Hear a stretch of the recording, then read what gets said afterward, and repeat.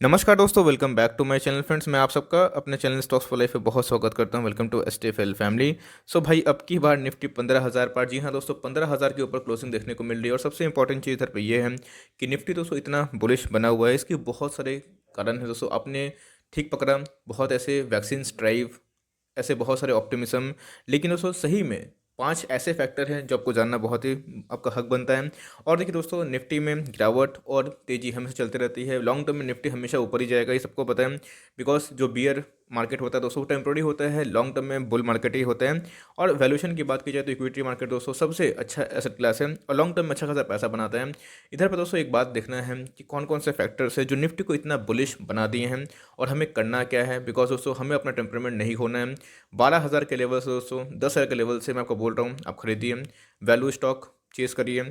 आप देख सकते हैं जितने दोस्तों हमने वैल्यू स्टॉक आपको बताए थे जो एमओएस पे खड़े थे, आज सब ने ब्रेकआउट दिया। इवन दोस्तों आज आईआरसीटीसी ने ब्रेकआउट दिया और देख सकते हैं कितना स्ट्रांग ब्रेकआउट होता है। इसलिए दोस्तों पेशेंस बहुत ही आपका धैर्य टेस्ट करता है, लेकिन यस आपको रिवॉर्ड भी ज़रूर करता है। तो कौन कौन से फैक्टर्स है दोस्तों? 5 फैक्टर्स जो मार्केट में बुलिश सेंटिमेंट पैदा करती हैं और हम लोगों को करना क्या है। और सबसे इंपॉर्टेंट चीज़, हमारी रणनीति क्या होगा, क्या इधर पे फ्रेश बाइंग करना सही है। बिकॉज निफ्टी की प्राइस ट्रेंडिंग की बात की जाए वो भी काफ़ी महंगी हो गई थी। तो बहुत लोग बोले सर कुछ टिप्पणी दीजिए। जी हाँ, चलिए इस वीडियो में वही डिस्कस करेंगे। लेकिन चैनल फर्स्ट टाइम सब्सक्राइब कर सकते हैं इस तरह के रेगुलर अपडेट्स को सबसे पहले एक्सेस करने के लिए। Now without waiting for time, let's begin. तो फ्रेंड्स बात की जाए निफ्टी 50 16,000 22 दिसंबर ये देखने को मिल सकता है।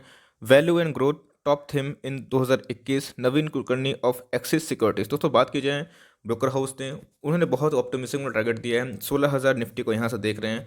बात की जाए आज 15,100 के ऊपर भी निफ्टी पार हो चुका है, लेकिन इधर पे 16,000 देखना दोस्तों अपने आप में ही इंटरेस्टिंग है। बिकॉज आपको पता है कि वैल्यूएशन बोल के भी कोई चीज़ होती है। ऑफकोर्स दोस्तों अगर मार्केट कुछ रिएक्ट करता है, गिरता है कोई न्यूज़ की वजह से, तो भागता भी है कोई न्यूज़ की वजह से। तो दोस्तों लॉन्ग टर्म में बुल्स और बियर्स के बीच में लड़ाई तो होती रहेगी, लेकिन दोस्तों हमें एक वैल्यूएशन देख के काम करना है। जब मार्केट में वैल्यू दिखाई पड़े उस शेयर को खरीदना है। जहाँ पे मार्केट की बात की जाए बहुत ही ओवर वैल्यूड हो जाए उस शेयर को बेचना होता है। या फिर दोस्तों हमें रणनीति को सेट करनी होती है। तो बात की जाए टारगेट्स की, तो बड़े बड़े ऑप्टिमिज्म वाले टारगेट्स देखने को मिल रहे हैं।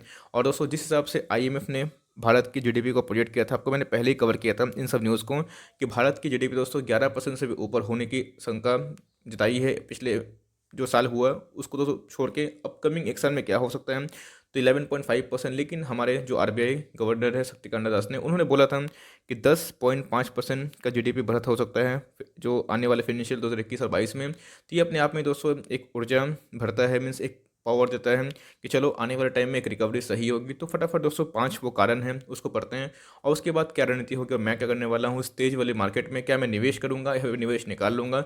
चलिए फ्रेंड्स वो भी डिस्कस कर लेते हैं। तो गाइस आप देख सकते हैं कि सबसे पहला जो रीज़न है वो कौन सा है, पॉजिटिव ग्लोबल क्लूज। जी हाँ दोस्तों, अगर आप मार्केट की बात करें, चाहे वो एशियन मार्केट हो या फिर दोस्तों बाहर की यूरोपियन मार्केट या फिर कोई भी तरह की यूएस की मार्केट की पकड़ लीजिए बात, तो वो दोस्तों एकदम तेज़ है। तो भारतीय मार्केट में तेज़ होंगे। और आपको पता है कि आईएमएफ के जो प्रोजेक्शन के बाद भारतीय मार्केट और तेज होते हुए देखने को मिल रहा है। बिकॉज देखिए जहाँ पे ग्रोथ रहेगा एफआईए पैसा उधर ही पे लगाएंगे, सिंपल सी बात है। तो most Asian markets traded with healthy gains as hope of US stimulus and faster economic recovery boosted sentiment। जी हाँ दोस्तों, आपने देखा कि यूएस में आपको पता है कि जो बाइडेन साहब 1.9 यूएस डॉलर में ट्रिलियन की मैं बात बोल रहा हूँ वो लाएंगे ऐसे स्टिमुलस जो कोरोना वायरस रिलीफ में उन्होंने अनाउंस करा था। ये मार्केट की रिकवरी को और बढ़ा सकता है, एक सेंटिमेंट बूस्ट कर रहा है और रिकवरी फास्ट हो सकती है। तो भाई अगर आप बात देखें दोस्तों तो इधर पे as per Reuters, Asian shares hovered near record high on February 8 on hopes as 1.9 trillion COVID-19 aid package will be passed by US lawmaker this month just as coronavirus vaccine are being rolled out globally। एक तो friends corona virus का जो खतरा था वो अब टलता हुआ दिखाई पड़ रहा है। वैक्सीन सारी जगह पे सर्कुलेट हो चुके हैं। इवन भारत भी बहुत ज़्यादा अच्छा वैक्सीन में रोल प्ले कर रहा है और सही में प्राउड इंडियन वाला फीलिंग एक आ रहा है। इसलिए भारत इतना ज़्यादा वैक्सीन को बाहर देश में भेज रहा है। तो इधर पे दोस्तों एक पैकेज भी आना और कोरोना वायरस का जानना ये मार्केट के सेंटीमेंट को ट्रिगर करता है। और आपने देखा कि आज एशियन मार्केट के सभी इंडेक्सेस मोर और लेस ऑल टाइम हाई को हिट किए फिर से। दूसरा दोस्तों सबसे इंपॉर्टेंट पॉइंट है, मैं इसको सही में सबसे इंपॉर्टेंट इसलिए मानता हूँ because sustain foreign fund inflow. जी हाँ दोस्तों, foreign portfolio investors FPI remained net buyers to the tune ₹12,000 crores in the Indian market in the first time trading session of February as positive sentiment after the union budget sparked a rally। तो friends आपको पता है कि budget बहुत ही एक important event था और पूरे एफपीआईस और एफआईआई ने एकदम कसम खाई थी कि भाई इसके बाद ही कुछ डिसीजन लेंगे। और बजट के पहले कैसे इंडेक्स 7 से 8% भाग चुका था, फिर दोस्तों उधर पे एक बवाल देखने को मिला था सब जगह पे, निफ्टी 10,000 जाएगा 11,000। उन सब नेगेटिव न्यूज़ को तोड़ना है, यस दोस्तों निफ्टी क्या फिर से गिर सकता है, लेकिन जहाँ पे आपको एमओएस मिलता है, पावर ऑफ एमओएस आपको पता होना चाहिए। आप दोस्तों मेरे चैनल से यही सीखते हैं और मैंने इसके ऊपर एक ताबड़तोड़ वीडियो बना के प्लेलिस्ट में डाल दी है, जगह जरूर देखें। तो जहाँ मार्जिन ऑफ सेफ्टी मिलती है उधर पे खरीदिए, मार्केट गिरेगा तो रिकवर भी होगा, इस बात का ध्यान दीजिए। तो जैसे ही बजट में दोस्तों कोई भी टैक्स नए इंप्लीमेंट नहीं हुए और गवर्नमेंट फेवर में थी कि चलिए इकोनॉमिक बूस्ट मिले, इकोनॉमिक रिकवरी मिले, वैसे ही दोस्तों इकोनॉमिक रिकवरी मिली और मार्केट ने फिर से नया ऑल टाइम हाई लगा दिया। तो बजट के बाद एक रौनक देखने को मिली, खासकर दोस्तों भारतीय मार्केट में निफ्टी और सेंसेक्स की बात बोल रहा हूँ, इधर पे कुछ ज़्यादा ही रौनक देखने को मिली। तो हमारे बाजार की बात की जाए तो हमारा बाजार सही में दोस्तों डिपेंडेंट होता है कि फॉरेन से कितना पैसा आता है और एफआईआई कितना पैसा लेके आते हैं।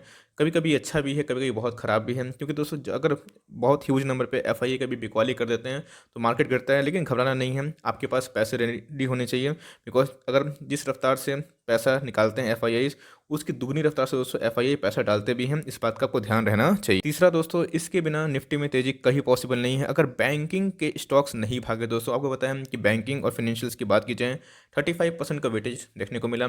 आपने देखा है कैसे कोरोना वायरस में जब पूरे शेयर मार्केट में क्रैश देखने को मिला, बैंकिंग के स्टॉक्स काफ़ी टूट गए थे दोस्तों। इवन बहुत ऐसे बैंक थे जो अपने बॉटम टॉप से 60 से 80% में टूट चुके थे, लेकिन जब दोस्तों बैंकिंग में रिकवरी आई, बैंक निफ्टी नया हाई लगाया, तो निफ्टी अब देख सकते हैं कितना तेज हो गया। बिकॉज 35% दोस्तों वेटेज देखने को मिलता है इसका बैंक निफ्टी का। उसके बाद आईटी आते हैं, उसके बाद रिलायंस, एक अलग ही इंडेक्स आप मान सकते हैं, 10% का वेटेज देखने को मिलता है।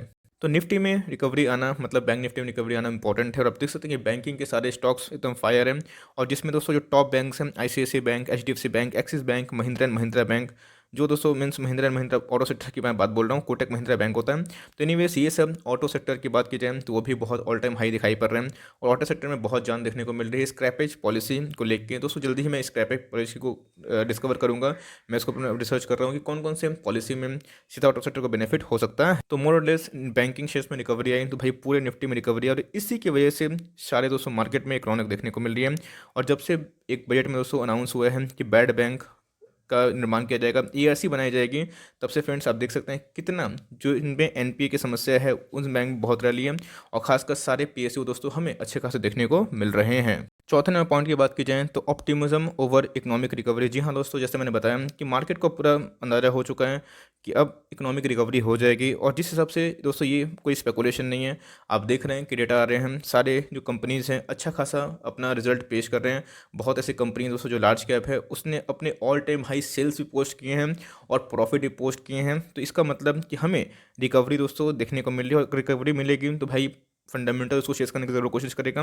और 2021 दोस्तों एक पॉजिटिव ग्रोथ लेके और जो वैक्सीनेशन का दोस्तों एक ड्राइव लेके, ये बहुत ही अच्छा लाइक संकेत है। और एमपीसी की जो मीट हुई थी उसमें शशिकांत दास ने क्या किया था, कोई भी रेपो रेट नहीं बढ़ाया था, और मीन्स रिवर्स रेपो रेट की ये बात बोल रहा हूँ, तो वो अनचेंज रखे थे, और बोला भी था कि जितने लाइक लिक्विडिटी की ज़रूरत होगी इवन दोस्तों आज आरबीआई ने 20,000 करोड़ का बॉन्ड भी खरीदा है। तो ये बतलाता है कि कैसे दोस्तों मार्केट में एक सब बैंक के द्वारा by the central bank, central government एक अच्छा सा इकोनॉमिक पुश दिया जा रहा है। और at last but not the least दोस्तों, हमें टेक्निकल फैक्टर में निफ्टी 15,200 के ऊपर देखने को मिल रहा है, और अभी भी कुछ मोमेंटम मुझे लगता है कि लिफ्ट होंगे, बिकॉज जब रैली आती है तो बहुत इंपॉर्टेंट तगड़ा ब्रेकआउट देखने को मिलता है, और जब मार्केट गिरता है तो तगड़ा गिरावट भी देखने को मिलता है। दोस्तों अभी इधर पर करना क्या है, देखिए दोस्तों, चूँकि टू बी वेरी ऑनेस्ट मैं आपको एक चार्ट दिखाना चाहता हूँ। ये सब फ्रेंड्स निफ्टी के पी है, प्राइस टू अर्निंग। आप देख सकते हैं कि 1 जनवरी से स्टार्ट हुआ और नया ऑल टाइम हाई लगाते लगाते निफ्टी का पी दोस्तों अभी तक आप देख सकते हैं कि फरवरी 5 तक कितना दिखाई पड़ रहे हैं, 41 के लगभग। और आज मुझे लगता है कि मार्केट बंद होने के बाद जब अपडेट होगा दोस्तों, तो ये कब कितना दिखाई पड़ सकता है,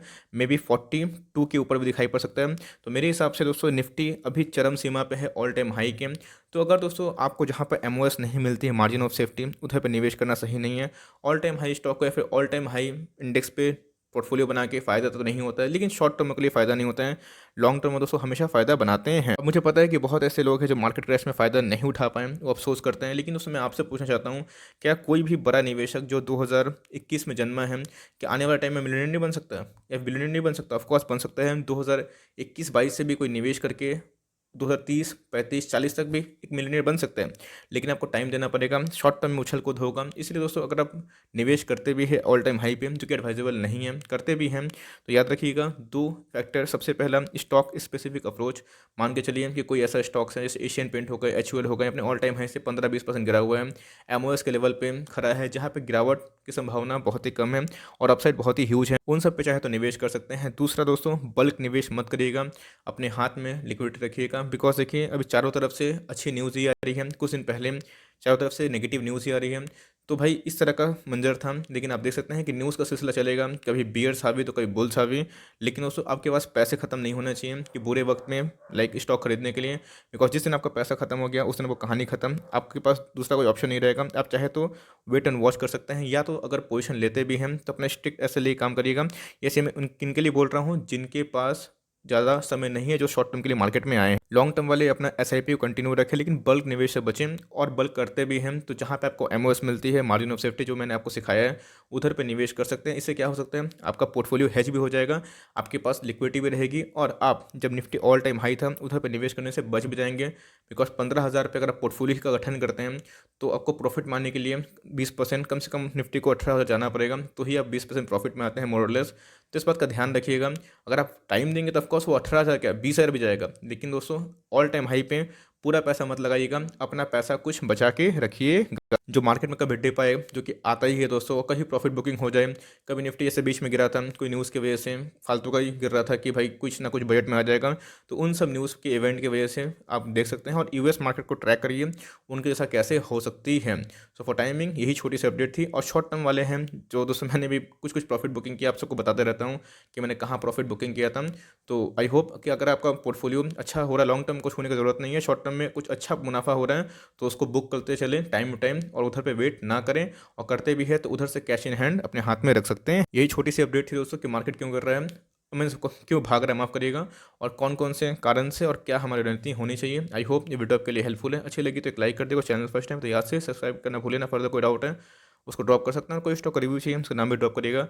आई would love to make a video on your demand. Guys मिलते हैं जल्दी ही, तब तक के लिए bye, thanks for watching friends, God bless you all.